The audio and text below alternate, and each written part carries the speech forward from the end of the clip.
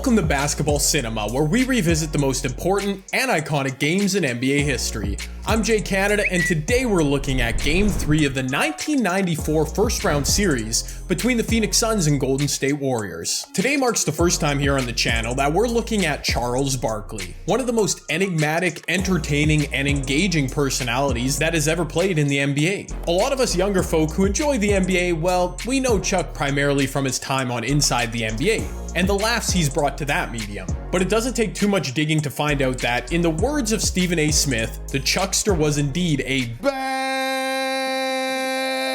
man. Now, one might assume that to celebrate Barkley, I'd be showing y'all the game from the 1993 playoffs, in which Barkley led the Phoenix Suns to the NBA Finals. And while I'm sure we'll visit that legendary battle with Michael Jordan at some point here on the channel, instead I'm taking us on a trip to the 1994 playoffs. After winning the MVP award in 1993 and, as mentioned, taking the Suns to the finals, Barkley saw his numbers decline a bit in 94, averaging 22 points, 11 rebounds, and 5 assists per game. He also dipped below 50% from the field for the first time in his career. He was still named second team All-NBA, however, and don't worry y'all, we're gonna see in just a few moments that this was still prime Charles Barkley. To be fair, bringing up Charles' regular season numbers as I did is pretty useless, as over the course of his first 9 seasons in the association, Sir Charles had averaged 24 and 12 a game on insane efficiency, so he had nothing left to prove during the 82. In fact, there was only one thing on his mind, especially after falling short in 1993.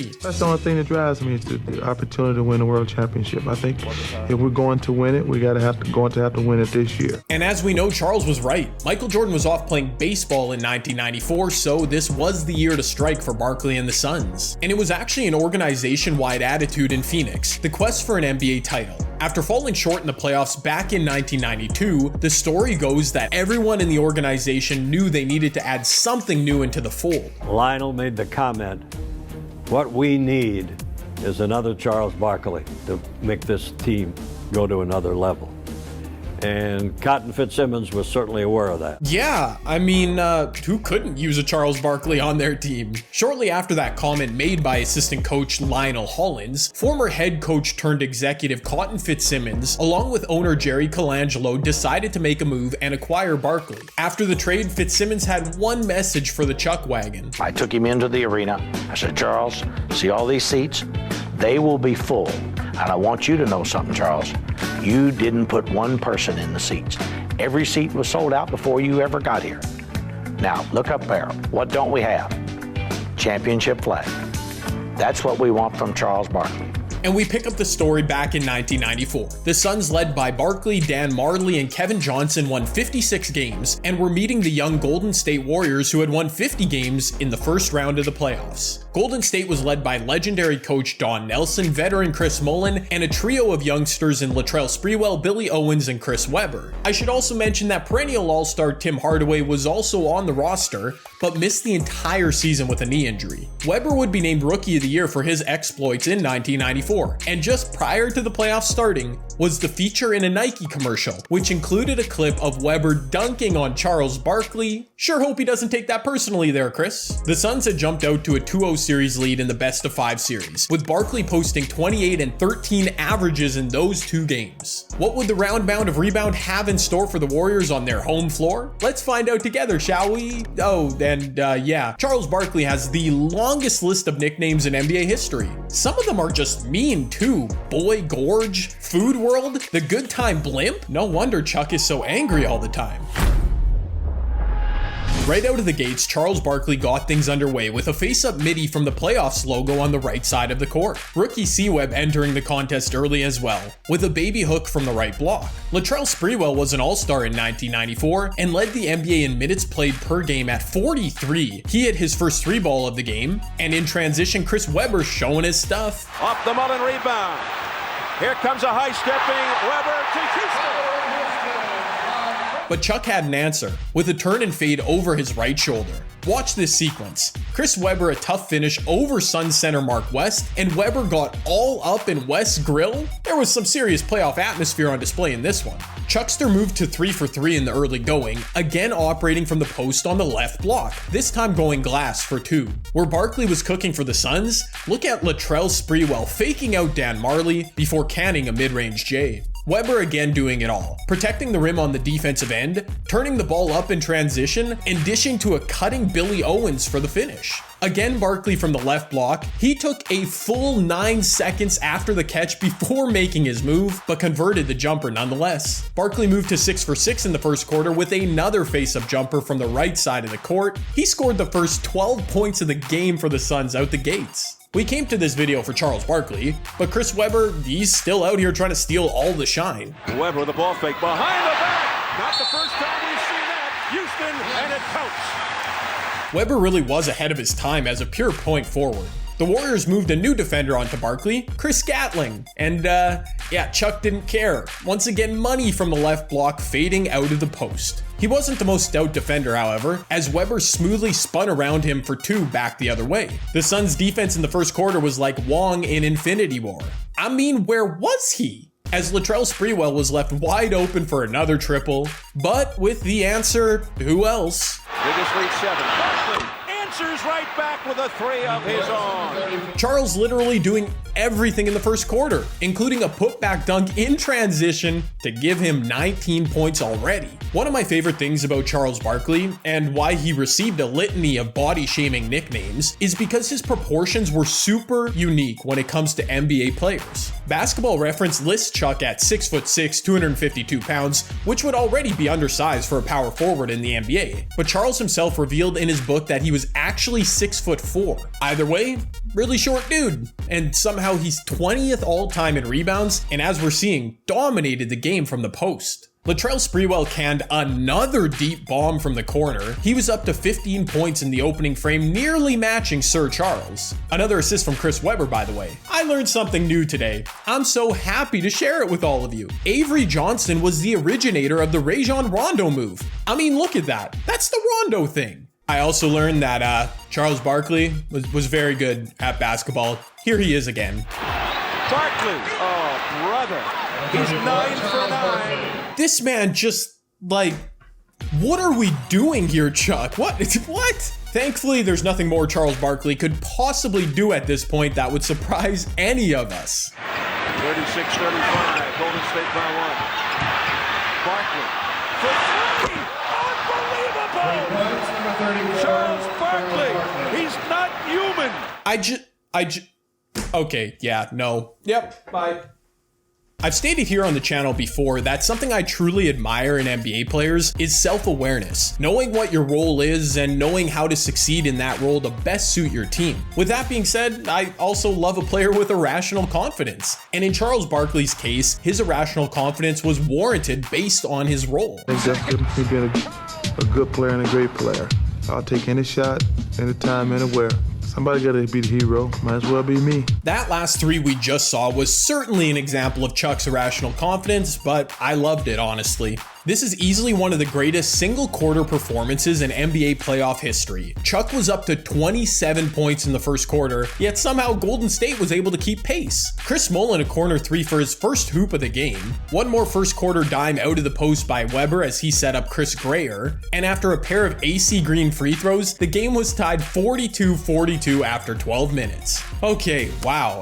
Do you guys mind if I just take a second here? That quarter was an all-timer. I can't believe everything that happened. By the way, the Suns and Warriors were 1 and 2 in the NBA in scoring in 1994, so it's not surprising that there was this onslaught of offense. Things weren't slowing down into the second. Latrell Sprewell with a tough floater in the lane. He was still perfect from the field. Charles Barkley finally missed an attempt in this game, and he was immediately able to put it back up and in. Does that even count as a miss? Watch this set from Chuck, missing a couple times underneath the rim, but as if he was on a pogo stick, able to control the rock and eventually tip it home. Whoever coined that nickname Food World for Barkley needs to be punched in the face. I mean, seriously, my man was a specimen. How about some Magic Johnson vibes from Chuck, hanging in the air before dropping off to AC Green for the and one finish. Chris Mullin was slowly starting to affect the game. A 3 from the left wing in transition, A few possessions later, he connected on a catch and shoot midi from the free throw line. With his Suns down 5 midway through the second quarter, Dan Marley was able to knife through traffic with a nifty finger roll finish at the rim.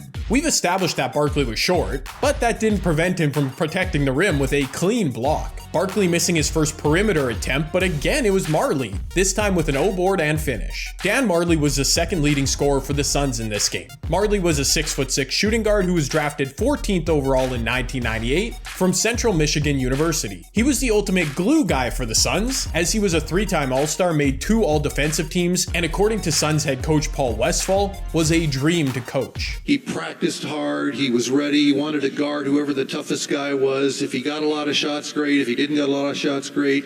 The most low maintenance, competitive player who everybody respected. I would say he's right up there. Dan made 192 threes in 1994, which was actually the single season NBA record at the time. Something we haven't really touched on today is just how controversial Charles was during his career. As we see him react to a Latrell Sprewell shove with unmitigated hatred and anger in his eyes, he famously stated that he didn't believe athletes should be role models. He was frequently involved in fights both on and off the court, but that was all a side effect of a characteristic that I love in a professional athlete: passion.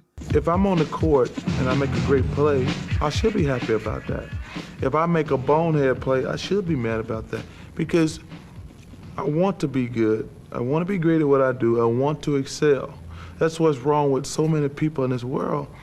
Very few people want to excel at what they do. Wow. More like the round mound of motivational speaking, am I right? Oh, brother, this guy stinks! Chris Mullin another trip ski to give him 18 in the first half. Barkley with a perfect spin from the post for another 2, and how about some more Charles? Marley with Grayer. The fadeaway by Barkley. He buries it again. He's got an astounding 38 points in the first half, plus 7 rebounds. I'm not sure what's more impressive here: 38 in the first half from Barkley, or the fact Golden State only trailed by 1 at halftime. Chris Webber with a nifty dunk to open the third quarter, but that was swiftly answered by Kevin Johnson on the pull-up jumper. After his first half 38, Charles Barkley got up to 40 after a nice play made by Cedric Ceballos to set him up on the dunk. Lefty Mullin started the game 7 for 9 from the field after yet another pull-up midi, but shortly thereafter, Latrell Sprewell was tagged with his 5th personal foul, and oh my word, it's young Greg Popovich. I can't even save this for my Rick Dalton moment of the game. I was just too astonished when I saw him. I'll be honest, I had no clue he spent any time outside of the Spurs organization. I actually thought he was born at the AT&T Center. Billy Owens was able to tie the game up at 85 with a tough finish inside, but on the other end, Charles Barkley snaking in for the O-board around C-Web, putting it back up and in to give him 43. These Warriors were basically an early iteration of the 7 seconds or less Phoenix Suns. Watch Avery Johnson go coast to coast in transition after a made free throw on the other end. Avery then with a rip of Kevin Johnson on the defensive end, he converted in transition again to give the Warriors a 93-91 lead. 3-time NBA champ AC Green tried to murder a Warrior on live television. Whew, that would have been massive. Kevin Johnson, one of his 12 assists on the game, perfect find to Oliver Miller underneath. But the playmaker of this game was certainly Chris Webber, a gorgeous high-low feed to Billy Owens for 2. Not to be outdone himself, the Warriors finally doubling Chuck in the low post, but Barkley able to dish out to AC Green for a wide-open jumper. Nice little stat line working for Chris Webber, who proceeded to bank in a free throw. I'm sorry. He banked in a free throw? What? With the score tied at 101, Jeff Grayer knocking through a midi for the Warriors. Grayer had 14 points and did a good job with Sprewell in foul trouble. Danny Ainge was on this Suns team and was able to knock in a midi of his own on a 1-dribble pull-up. In transition for Phoenix, another nice find from Kevin Johnson as Dan Marley finished a tough and 1. But Chris Gatling was able to tip in a miss in transition, and the Warriors held a 1-point lead moving to the 4th. Thunder Dan Marley with a straightaway deep bomb to start the 4th, but Chris Mullin with a quick answer to tie it back up with a deep 2. But again, the Suns' lethal trigger man. They have to feel a little better from the home court. Again, Dan Marley, his 2nd straight 3. The Suns needed someone not named Charles Barkley to carry, and Dan was doing his thing. But we should have learned by now not to doubt the leaning tower of pizza, as he somehow converted a bank from the right block, despite being off balance and drawing contact, That gave Chuck 45 points, his new playoff career high, a total that wouldn't last very long. Marley with a quick 2 this time, extending the Suns' lead to 4. And Dan Marley again! This time off the dribble in the half court, muscling one up and in, a quick 10 for the Suns' 2-guard to start the fourth quarter. Now into crunch time, you knew Barkley wasn't going to remain quiet. Another 2, this time a set mid-range J from the right corner. He was 19 for 26 from the field at this point. Up 5, Suns with some nice defense to offense, as AC Green deflected an errant pass from Sprewell and ended up finishing on the other end with a dunk. I haven't pointed this out quite yet, but I cannot explain the level of confusion I've had watching this game as to why the Warriors simply refused to double team Barkley on his post touches. Barkley and the foul as Houston got him. I mean, Chuck wasn't moving quickly either. He was taking his time, pounding the rock in the post. By the way, he was up to 50 points after that free throw. It would be easy for us to draw some wild big picture takeaways from this game, because if this is the first NBA action you'd ever seen, I mean, Charles Barkley looks like Thanos in the Infinity Gauntlet out there. Obviously, Chuck did have his flaws as a player, but Suns head coach Paul Westphal recognized the greatness of his superstar forward. The best player I ever coached was Charles Barkley. He's a great competitor and he's a clown. As long as you remember that and keep him straight, you'll be fine. Hearing his coach describe him as a clown, that tells us all we need to know about the Chuckster. It was obvious as well watching this game that experience played a big role in this matchup. It's no coincidence that I haven't mentioned Chris Webber or Latrell Sprewell in a positive light in a few minutes. Both young stars cooled off in a major way to start the second half. It was up to the veteran to keep the Dubs afloat, as Chris Mullin nailed a deep triple to cut the deficit back to 4. But you'll never guess who had an answer for Phoenix. Barkley fighting for position on Webber. Barkley faces up, 8 on the shot clock. Barkley now posting. Barkley stumbles to the baseline, fade away, unreal. 52 for Barkley. Poor C-Web, man. At least he had his sick Nike commercial. Once again, with just over 4 minutes remaining, Charles Barkley staring down Webber in the post. Without any form of a double team incoming, he jab stepped, drove right with 2 hard dribbles, put his left shoulder into Chris, faded back in the middle of the paint, and watched it fall through. Keith Jennings with a huge 3-ball for the Warriors to cut the Suns' lead to 3 points with just over 3 minutes remaining. But with the game hanging in the balance, where else would the Suns look? Barkley gets in, 56 points, but he gives them a big 4-point lead. A tough finish off the drive, 56 points for Chuck and a 4-point Suns lead. Searching for the potential dagger, Barkley found AC Green, who absorbed contact and nailed a short jumper. On the ensuing possession, a brutal turnover by Latrell Sprewell trying to find a cutter, and that was basically all she wrote for Golden State. The usual routine of garbage time buckets and intentional fouling, and the Suns walked out with a 7-point victory, a series sweep, and a historic individual performance from their star forward.